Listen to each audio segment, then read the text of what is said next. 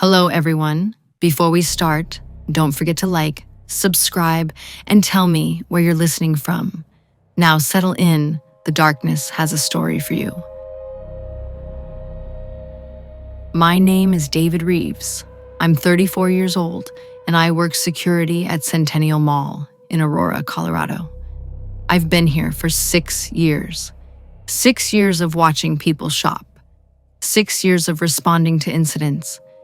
6 years of breaking up arguments and dealing with shoplifters and lost children, and the endless human traffic that flows through a shopping mall. Security is boring work, mostly. You walk around. You watch cameras. You try to look professional while wearing shoes that hurt.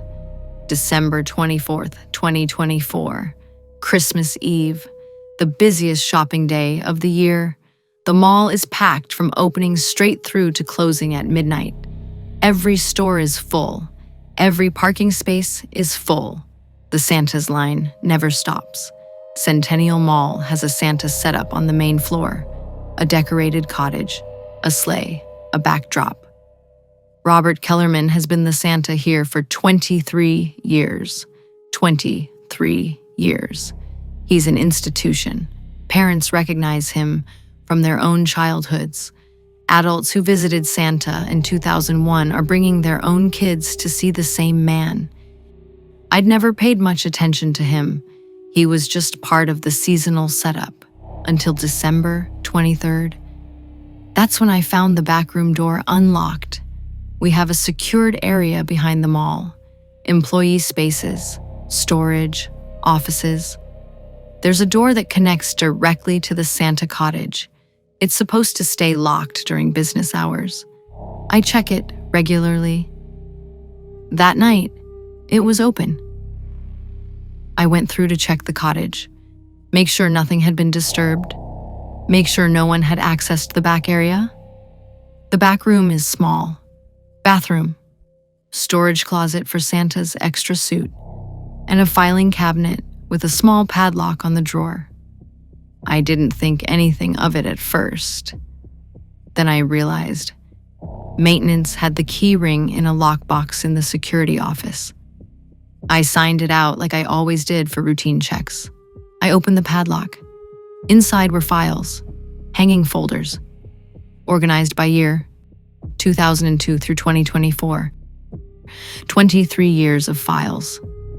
I pulled out 2024 first, the most recent.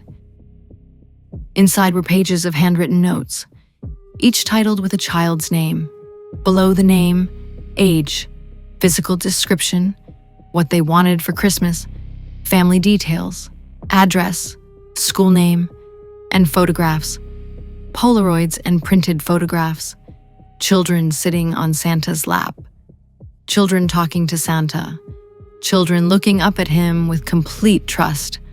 On the back of each photograph, additional notes in the same handwriting. Emma, age 7, lives near Greenwood Park area, wants new bike. Brother named Max. Mother works hospital nights. Father travels for work 2 weeks per month. Attends a local elementary school. Shy initially, warmed up after 3 minutes.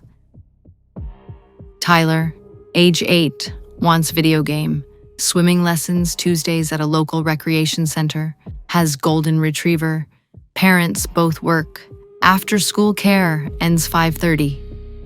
Sophia, age 6, only child. Recently divorced parents. Lives with mother. Wants to see father for Christmas. Mother mentioned having late meetings. Very trusting. Sat on lap 7 minutes. Emotionally vulnerable. These weren't casual memories. These were profiles. Detailed, specific, comprehensive profiles of children, including where they lived, including their daily routines, including times when they were alone, including observations about their emotional state and vulnerability. My hands were shaking. I looked at older files, 2023, 2022, 2021. The handwriting identical across every year. The format consistent. The detail consistent. This wasn't a hobby. This was a system, a documentation system that had been running for over 2 decades. And I started noticing something else. Some children appeared multiple times across different years. Marcus, age 5, 2018. Then Marcus, age 6, 2019. Then Marcus, age 7, 2020. Marcus had been coming to see Santa every year for at least 3 consecutive years. And every single year, Kellerman had documented him, updated his information, updated his observations. He'd watched Marcus grow up year after year, documenting every change. I pulled a file from 2010. Among the hundreds of child profiles, there was something different. A printed newspaper article, yellowed slightly with age. Headline, Local Boy 11 Missing. Says since December 24th. The article was about a child named James Chen, disappeared on Christmas Eve in 2010. Parents had filed a missing persons report. Police conducted a search. The case eventually went cold. My chest went tight. I checked the 2010 profiles very carefully.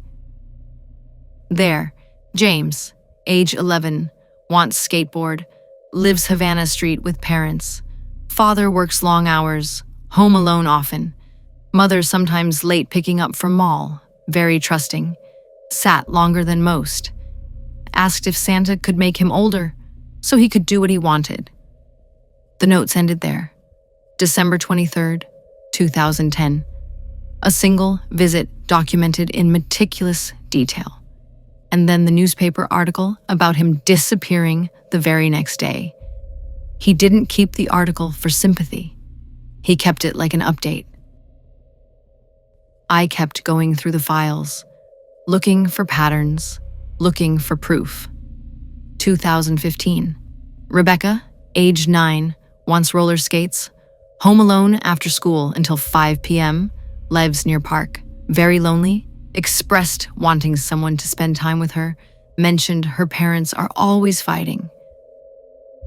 Then, clipped into the file, search continues for missing girl. Family seeks answers. 2008. Dylan, age 7, wants building blocks, home alone after school, has key to apartment. Mentioned back door lock is broken, said he often lets himself in through back entrance, lives only 3 blocks from mall. Then, search continues for missing 7-year-old. I counted carefully. 14 newspaper articles about missing children. 14 different cases spanning from 2003 to 2022. 14 children whose names appeared in Kellerman's files. Not all had disappeared immediately after visiting Santa. Some went missing weeks or months later, but all of them had been documented. All of them had been profiled. All of them had been studied. But there was something in the 2012 file that made my blood actually go cold. A separate note, not part of any child profile. It was written differently, more operational, less observational. It was detailed and specific in a way that went beyond memory keeping. It said, route, north exit at 4:10 p.m. daily. Mother picks up at mall entrance after stops. 5-minute gap between drop-off and pickup. Vehicle is silver. Lives 3 blocks away.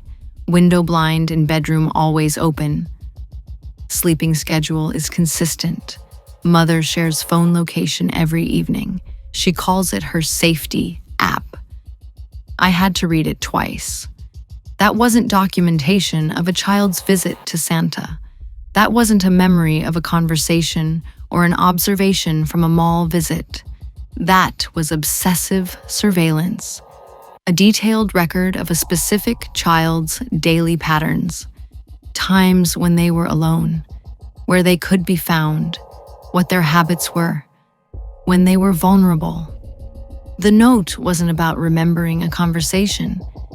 It was about tracking a target.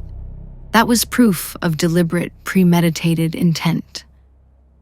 I took photographs of everything with my phone, every file, every profile, every photograph, every newspaper article, every operational note. My hands were shaking as I held the phone up to document each page. I documented the documentation. I spent 20 minutes photographing the files. I needed proof.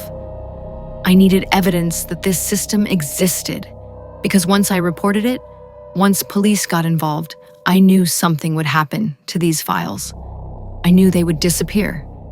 So I documented everything, every detail, every child's name, every address, every note about vulnerability, every newspaper article about a missing child, every piece of evidence that Robert Kellerman had been systematically documenting children for 23 years. I even photographed the operational note from 2012, the one that detailed a specific child's schedule, their daily route when they were alone, how to catch them alone. That was the proof. That was the thing that moved this from creepy memory keeping to operational targeting. That note would prove intent. Then I closed the filing cabinet and I left the back room of the Santa cottage.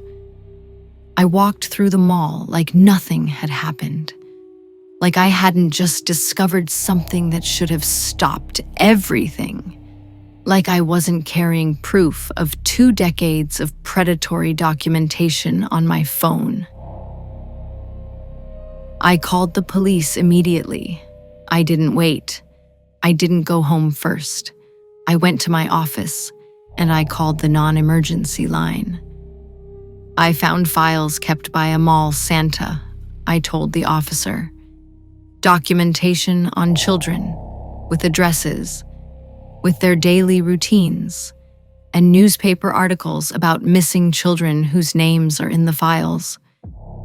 The officer took down my information. "We'll send someone," he said. I waited in the mall office for almost 2 hours. A police call about old files isn't urgent. By the time 2 officers arrived, the mall was nearly closing. I showed them the photographs on my phone, the child profiles, the addresses, the operational notes, the newspaper articles. One officer looked at the images carefully. Then, "Has he contacted any of these kids outside the mall? Does he have a criminal record? Are any of the missing children's cases actually connected to him? Did he do anything? Or is this just correlation?" "I don't know," I said. "I just found the files. I found documentation. I found proof that he's been tracking children for decades." "We'll need to see the physical files," the other officer said. "They're in a locked cabinet in the Santa cottage," I said. "I can take you right now." "Let's go," they said. I brought them to the back of the Santa cottage. It was nearly 11 p.m. I used the key from the maintenance lockbox to open the filing cabinet. It was empty, not cleaned out, removed, not just the current drawer. The entire cabinet was gone. All of it, 23 years of files. Gone. As I closed the empty cabinet, I heard it. The faint sound of a jingle bell, the kind stitched into costume trim, moving in the darkness beyond the back wall, like something was shifting in the storage area behind. The officers heard it too. They looked at the empty space. They looked at me. "He moved it," I said. "During the 2 hours between when I called. That's plenty of time. A hand truck, a storage room, someone who knows them all." "Did anyone see him?" one officer asked. "I don't know. The cottage is open to the mall. He could have had someone help him. He could have done it during a shift change when nobody was paying attention." They asked me to describe the files in detail. They asked me to show them the photographs I took. They asked me if I had any of the physical files. I didn't. "We'll investigate," they said. "We'll look into the missing children cases. We'll talk to Mr. Kellerman. They found Robert Kellerman still in his Santa suit, still in the cottage, still preparing to take photographs with the next family in line. They questioned him. I watched from a distance as they spoke to him in the cottage. He denied everything. He said he didn't keep any files. He said he was just a Santa who enjoyed remembering the children who visited him. That was his job. That was what made him good at what he did. Without the files, without physical evidence, without any proof that he'd actually done anything except keep memories and take photographs, they couldn't arrest him. They couldn't charge him. They couldn't do anything. They told me they would investigate the missing children cases. They told me they would look into any connections. They told me to call if I found anything else. I never found anything. Because the files were gone. Because he'd been doing this for 23 years and he knew exactly what to do when someone discovered the system. Move the evidence, deny, wait it out. Mall management asked him to resign. He refused. They said they would monitor the situation closely. Nothing changed. He kept coming to work. Every November, he'd show up for the Christmas season. Every shift, children would line up. Every interaction, he'd smile. He'd listen. He'd remember. He'd photograph. But there would be no physical records anymore. No files. No proof. Just his memory and his system and his knowledge of what he was doing. It's Christmas Eve. The mall is still full. From my station, I watch the Santa line on a monitor that's been running since 7 a.m.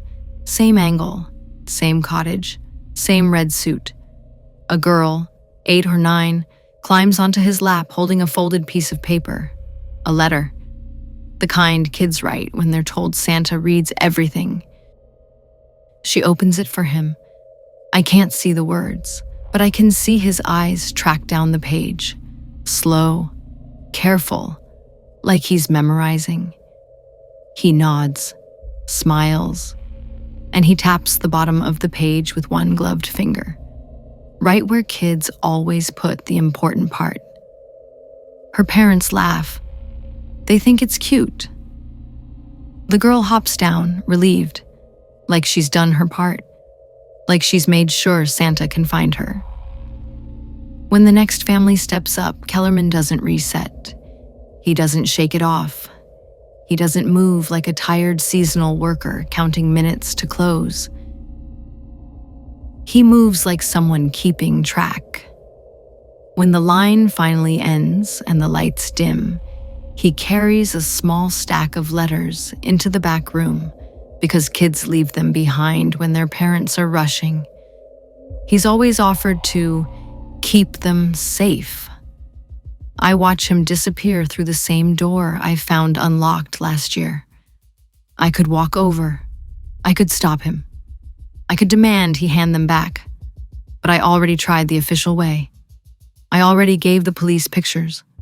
I already watched the evidence vanish. So I do what I've been trained to do at this job. I observe. I document. I wait.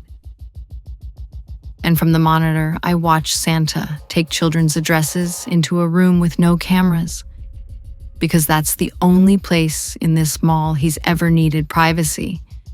The last thing I see before the feed cuts to night mode is his face turning toward the lens, not smiling, just looking, like he wants me to remember. And I do, because that's the real problem. He doesn't need a filing cabinet anymore. He just needs people to keep doing what they always do when it's Christmas. Hand him the map,